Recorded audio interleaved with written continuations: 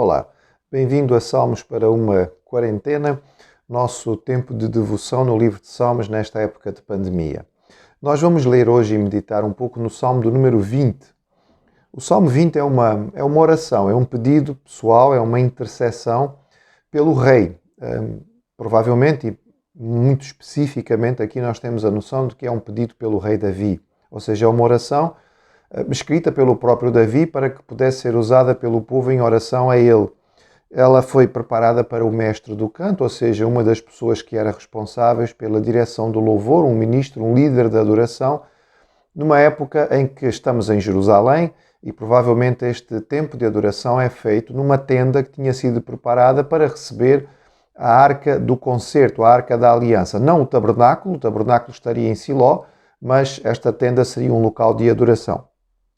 Nós não temos a certeza exata do contexto, mas a maioria daqueles que estudam a palavra aceitam que uma boa possibilidade aqui é o que nós encontramos no segundo livro de Samuel, capítulo 10, a campanha de Davi contra os sírios.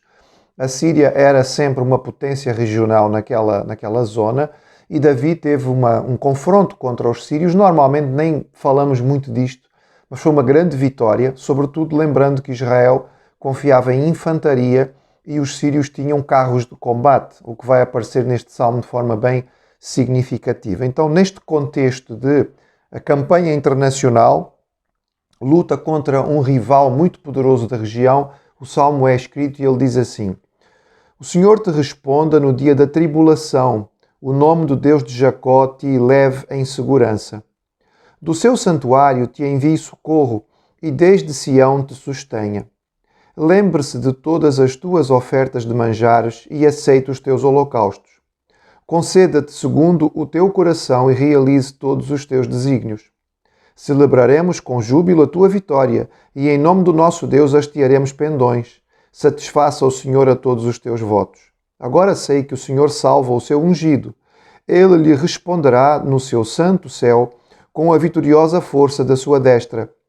Uns confiam em carros, outros em cavalos. Nós, porém, nos gloriemos em nome do Senhor nosso Deus. Eles se curvam e caem. Nós, porém, nos levantamos e nos mantemos de pé. Ó Senhor, dá vitória ao Rei. Responde-nos quando clamamos. Então, o Salmo começa e termina com esta noção de pedido de oração pelo Rei. No início não parece tão evidente, mas depois, ao longo do Salmo, vamos percebendo que é uma oração de intercessão por aquele que ocupava a posição de liderança nacional. Lembremos que, nesta altura, ser rei em Israel, mais do que propriamente governar administrativamente, era liderar o povo em combate, em batalha. A noção de administração centralizada vai começar com Davi, vai ser estabelecida de forma bastante significativa com Salomão, mas nesta época ainda estamos a falar essencialmente do rei como um chefe militar, um general de tropas, aquele que lidera o povo nos combates.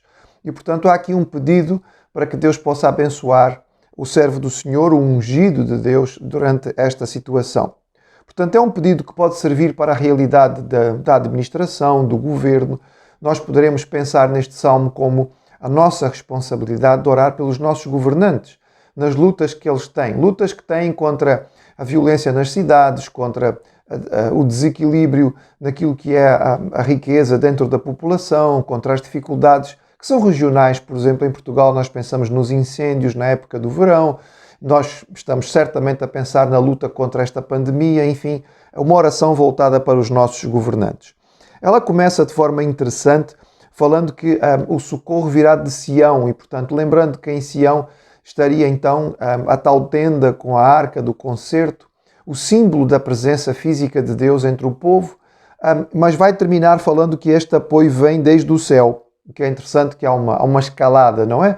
Primeiro se pede a noção de que Deus está presente em Jerusalém e vai abençoar a partir do seu local de culto, mas mais do que isto, Deus é um Deus que está sobre todas as nações e todos os povos e responde a partir do céu. O rei conta com esta orientação e este pedido, segundo ele, poderia ser respondido também por conta daquilo que tenha sido a sua fidelidade. No versículo 3 há um pedido de que Deus se lembre daquilo que tem sido a forma de viver deste rei e as suas ofertas. Curiosamente, no original, diz mesmo as gorduras, porque o queimar da gordura que traria aquele cheirinho de churrasco, digamos assim, e que era considerado agradável, também se pensava que de alguma forma agradava aos deuses. Claro, aqui o Deus de Israel não se contenta com o cheirinho da gordura da carne, evidentemente, mas há aqui esta noção.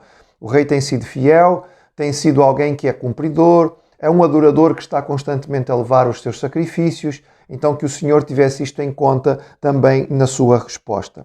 É interessante que a base da confiança está no Senhor, não é? A confiança na sua salvação. É interessante que algumas traduções falam em salvação, outras falam em vitória.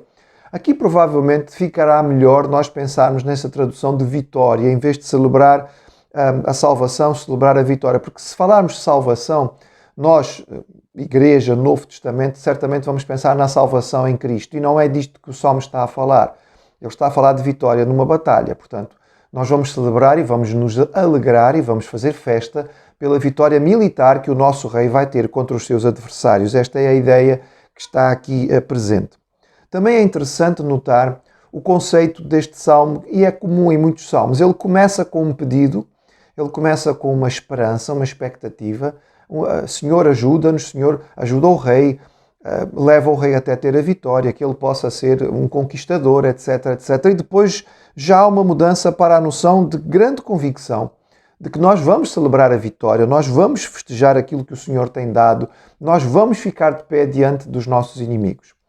Isto se chama fé.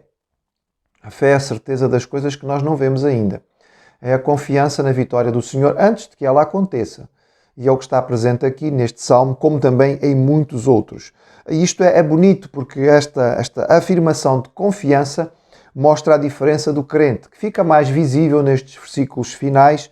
Versículo 7, talvez o mais conhecido deste salmo, um versículo central em toda esta ideia e que ajuda a contextualizar eventualmente este salmo, não é? Tendo em conta o tipo de exército que os sírios colocariam em campo e que seria assustador, os carros de combate, uns confiam em carros, outros em cavalos, nós confiaremos no nome do nosso Senhor. Havia inclusive na lei uma informação ou uma orientação para que o rei de Israel, o dia que houvesse rei, está lá em Deuteronômio 17, não confiasse em carros e em cavalos. Israel sistematicamente teve vitória contra inimigos que usavam carros de combate, desde a época de Josué na conquista de Canaã. E naquela altura, inclusive, os carros e os animais eram eliminados para que Israel não tivesse a tentação de começar a acumular isto e vir a ser vitorioso por causa dos seus carros e dos seus animais. Nós percebemos que esta forma de funcionar vai mudar. Na época de Salomão já vai haver carros e cavalos em grande quantidade. Salomão é muito rico. Mas na época de Davi não. Até mesmo aquela ideia depois de fazer o recenseamento das tropas vai ser considerado orgulho e o Senhor vai castigar de alguma maneira esta vaidade. Mas aqui ainda há uma confiança plena. Eles podem ter muitas máquinas de guerra, nós confiamos no nosso Deus. E esta é a diferença. Por isso a descrição do versículo 8, que parece a descrição da batalha, os inimigos vão cair, vão ficar prostrados e nós vamos continuar de pé, vamos ficar firmes e vamos celebrar a vitória no nosso Deus. Nesta época de pandemia, nós somos tentados a querer confiar na tecnologia. Grande expectativa no surgimento de uma vacina, em que a medicina humana vai trazer os recursos necessários, em que os governos vão conseguir providenciar meios necessários para as pessoas em necessidade. O crente não deixa de entender que é importante estas coisas, mas a sua confiança suprema está em Deus. É aquele que tem o controle de todas as coisas. É aquele que tem o controle da situação. Uns confiam na ciência, outros confiam nos políticos. Nós nos gloriamos no nome do Senhor nosso Deus.